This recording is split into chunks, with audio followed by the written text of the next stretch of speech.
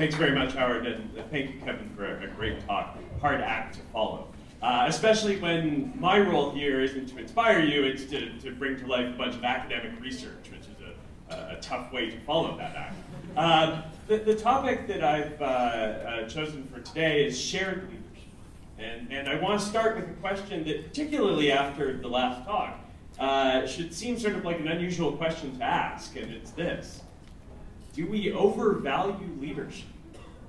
We just heard about how powerful leadership can be, and yet I want to ask a little bit about whether we've put too much value on leadership and whether there's another way of thinking about leadership that might be a little bit richer and lead us to a little bit more impact. And so if you look at the popular press in business, if you look at Fortune and Fast Company and all of these kinds of things, you read about, what have we got here? We've got the 100 best CEOs in the world. We've got America's best leaders, the 50 greatest leaders in the world. Fast Company doesn't pull any punches. King Bezos. This is Jeff Bezos from Amazon.com. And so there's a real celebration of the role of senior leaders. And there's a dark side to that, too. Because although we celebrate them and we attribute all of the success of firms to visionary leadership, we also drag leaders when firms fail.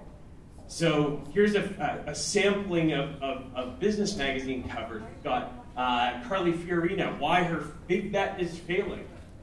This failed leader, the whiz kids fall, right? You should all recognize him.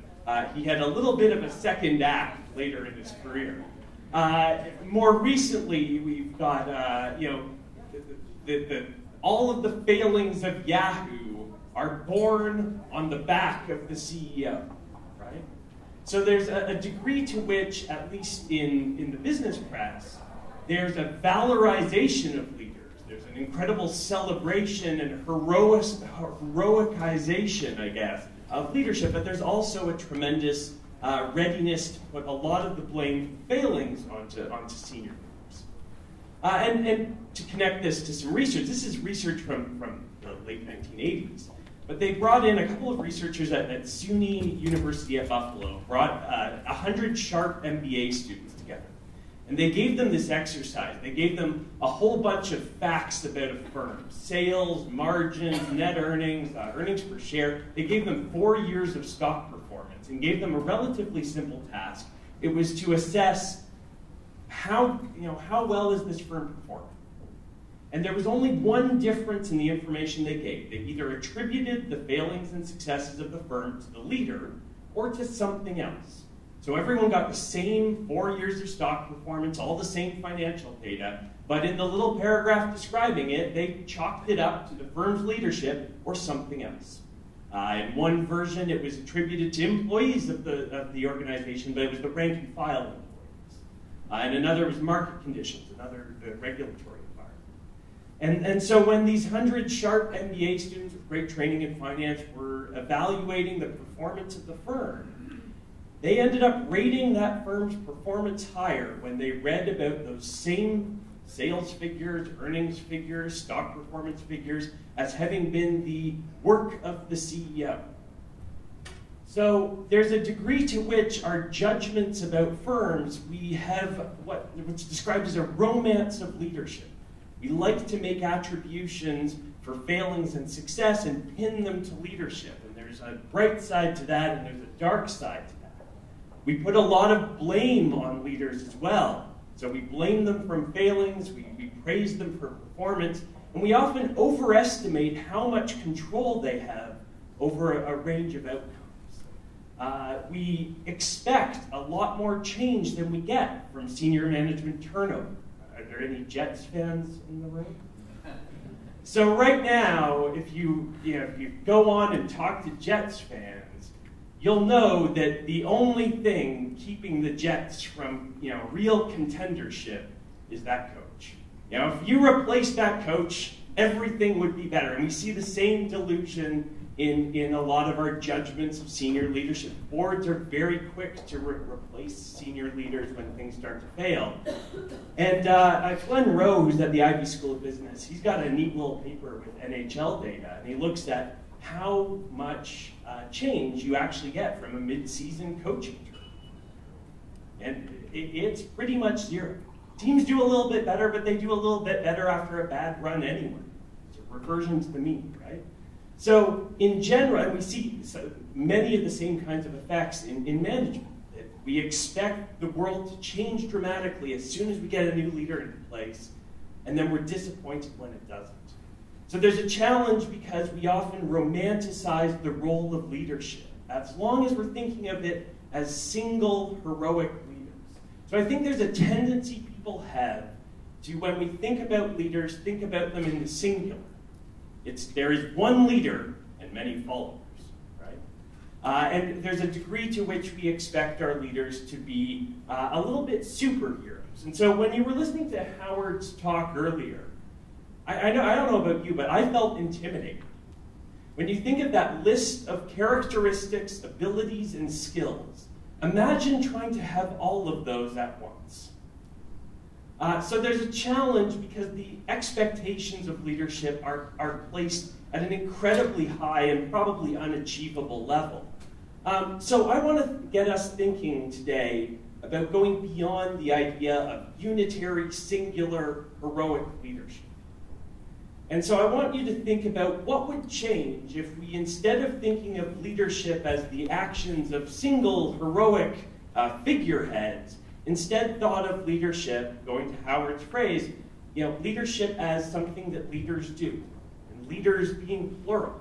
So what happens when we start to think of leadership instead of a property of an individual as being a collective property that's shared by groups and teams?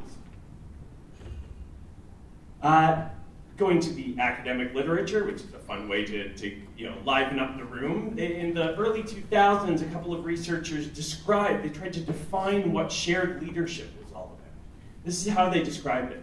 They said it's a process. It's not a person, it's a process among individuals and groups where the objective is to lead one another to the achievement of group or organizational goals. Here, leadership is broadly distributed among a set of individuals. It's not centralized in the hands of one single individual who acts in the role of a superior. And there's been, in the intervening decade plus, lots of nice academic work looking at the effect of shared leadership. So a study that I particularly like involved 60 consulting teams. They got these 60 consulting teams, all working on client engagements. The teams were between 4 to 7 consultants. And they had their clients, at the end of the client engagement, rate their performance. Midway through the project, they went to all of these teams, 60 teams, 4 to 7 apiece, and they asked them a fairly simple question. They gave them a list of all of their team members, and they asked for each single person, to what degree does your team rely on this individual for leadership? Every one of the 3 to 6 other people you would then rate. And what they found was more than a quarter of the client's performance ratings could be explained by what they called the density of leadership ties. How much the team was sharing leadership. How many of those team members were seen as a source of leadership to others. So this is exactly what they were talking about, going back to the last slide. This is not about centralized leadership. This is not about the level of leadership. It's about the degree to which that leadership responsibility, those leadership behaviors are shared with members of the team. So it matters, and it matters a lot to performance. The other insight that's come out of the shared literature, or the shared leadership literature, is that it's not about the total sum of leadership. It's not about having like a stockpile of leadership, and as long as you've got enough leadership skills, you're set. You're better off to have that leadership capability and that leadership capacity distributed among the members of your team. If you want to look at how it influences performance, the more shared it is, the denser the ties, the better teams perform. So this starts to take us away a little bit from thinking about leadership as the actions and the activities of one central figurehead, and it gets us thinking about the blurry separation between leaders and followers. Now this leads to a little bit of a question for me, and this is the place where I start to feel uncomfortable, because how many of you have been on a team where everyone wants to be the leader? And you can tell it's not as rosy as that literature would have you think, right? If you get a whole pile of people and they're all, you don't want to work with 5 Richard Bransons at the table. You don't want everyone to be in this role of charismatic figurehead. You don't want everyone trying to manage and direct everyone else in the team. So there's a lot that can go wrong when you've got too much leadership that is shared. So we have to balance these two considerations. On one hand, we know it's clear from the academic research, it's better to have shared leadership. But on the flip side, we have to think about what the content of that leadership looks like. Hierarchy is not necessarily bad. And so when we're talking about shared leadership, we're not necessarily saying you have to flatten every organization and that absolutely everyone has to be in a co-equal role. I don't think that's required by shared leadership. And I don't know, Kevin knows a lot more than I know. I don't know a lot about the NBA, but there's a lovely study by Adam Dolinsky and some of his colleagues. And they looked at hierarchy, and they divided up teams and looked at them in terms of how much of a hierarchy this team has. And in the NBA, hierarchy is signaled by starting minutes. It's obviously signaled by pay. There's a whole bunch of resources that together tell you whether there's a real clear hierarchy of stars and not stars. And he found that if you look at the behavior of the team, they actually work a lot better when there's some hierarchy. When people sort of know their roles and have that kind of structure and stability, there's clear expectations, and you get a lot more cooperative behavior. In basketball, cooperative behavior looks like assists. It looks like fewer turnovers. It looks like a higher field goal percentage because they've set things up well. So teams tend to function well when you share leadership, but teams also seem to function well when there's clear roles and hierarchy. So how do we balance these things? One way of thinking about striking that balance is to think about what the content of leadership looks like. And if we really think about leadership, one way of defining it is to think about what is the role that we have in other people's goal achievement.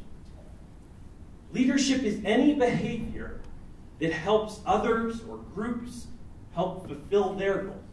How do we empower others to achieve? And if we think of it that way, then we start to think of a much broader set of behaviors than we usually attribute to sort of CEO executive leadership. And so a question that you can ask yourself going forward is this. In my group, in my organization, in my team, what do the group and the members need in order to achieve their goals? What is keeping the organization, what is keeping the team from reaching its potential? And you start to get a much broader list of kinds of behaviors that you can look for. Some of them are traditional leadership stuff. We know that establishing, initiating structure, that's a key part of leadership. Taking charge, directing. Lots of teams need that. If you can fill that role, then you're obviously in a leadership kind of role. But there's other pieces as well. How do you help others enhance their technical skills? How do you help people plan and work through the details of implementation? That's a leadership. How do you monitor progress? How do you keep people on track? And when they drift off track, how do you guide them back towards higher performance? How do you create a sense of vision and communicate a sense of purpose that people buy into? How do you build progress? How do you build momentum? How do you challenge others and take people who have set low targets for themselves and get them thinking about what's possible to achieve? Every one of those are leadership behaviors, but none of them are things that only the formal boss can do. So we have to separate out management and leadership. Leadership behaviors can be enacted and probably should be enacted by a broad set of people on the team. Another set of lists, helping people work through setbacks and their problems, teaching people new skills, building a positive and enjoyable work environment. If you think about, there are lots of teams that have high goals, that have all the technical know-how, all the resources, but there are a couple of people who just keep the mood light. Keeping the mood light, keeping people really sort of feeling that it's a friendly and positive and enjoyable place to work is not easy work. Some people are better suited to it than others. Not every CEO is going to be able to keep things light in their team, but it's a key leadership behavior. Guiding people through change, getting them to try things that are outside of their comfort zone is a leadership behavior. This goes to Kevin's earlier point. How do you help others amplify their voice? One of the things that often happens in teams, you won't want to identify yourself, but who are the extroverts or introverts in the room? Who are the people who hate having to speak? Actually, we've got one brave introvert. But introverts get ignored in the workplace. Yeah, he's on obviously on the edge if he's willing to identify. But all of the rest of us who would rather die than put up our hands, they don't get listened to in organizations, and it's not because they don't have skills, useful things to say, and things to contribute. So one key element of leadership is how do you take people who don't get paid attention to and make sure that their contributions are heard? So how do you amplify other people's voice is a leadership kind of behavior. How do you resolve disagreements and manage conflict between people? There are people in teams who take on a peacemaker role.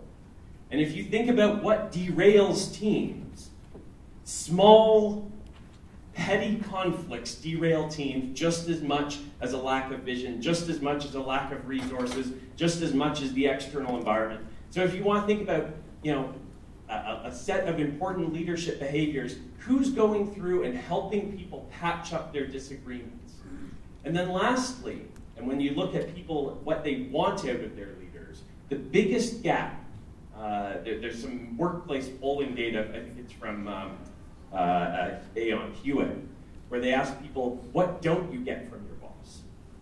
And one of the biggest pieces that people complain about their jobs is that they don't get enough coaching and they don't get enough constructive feedback. And I understand that if you're in a senior leadership role, how much time do you have to offer that kind of close one-on-one guidance and coaching? It's a hard thing to do. It's a hard thing to free up time to do. But if we step back, there's this question of why does it need to be the hierarchical, formal leader who's taking on that role? Coaching and helpful, constructive feedback is something that can be shared as a capability within a team. So you think about, these are things that are probably not all one person. The person who's great at patching up disagreements may not be the same person who's great at forcing people through change and adaptation. It may not be the same person who's setting goals. It may not be the same person who has these technical expertise. So we have to think about how we share that. And as a formal leader, want to think about how do we cultivate this. So if you look at these teams that have high shared leadership, formal authority, still matters. Great formal leaders still matter in the presence of shared leadership because they cultivate shared leadership. They help develop people's skills. They help pull out people's contributions. So there's a virtuous cycle that can emerge. Great formal leaders build a sense of shared leadership, and they share the leadership duties with others. So as you're listening today to the speakers, as you're doing workshops, and as you're talking with each other, I want you to think of maybe 3 questions. One, as we're talking about leadership, what does it require in terms of followership? What do great leaders need from those around them to make them effective? What are the behaviors of followers that either enable or in some cases undermine effective leadership? Second question, how do you spot a leadership gap?